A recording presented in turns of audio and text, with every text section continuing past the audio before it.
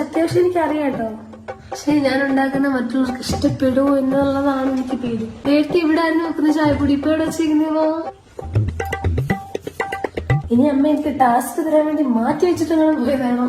ഇത് കൊല്ലം താഴെയിരിക്കുന്ന ചായപ്പൊടി സീഡ്സ് ഒക്കെ വാങ്ങിയത് അവിടുന്ന് കൊണ്ടുവന്നത് അച്ചപ്പും ലഡു.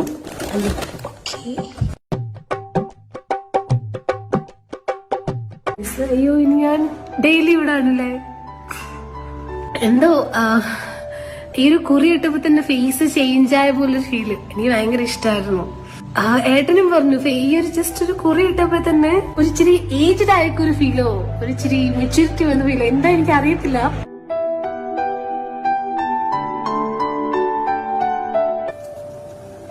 പലരും പല രീതിയിലല്ലേ ചായയുടെ. എന്റെ അമ്മ ഇങ്ങനെ അടുപ്പിച്ചു, ഞാൻ അതുകൊണ്ട് ഇങ്ങനെ എഴുതും. ഓടേ ആരാ ഒരു ബലൂൺ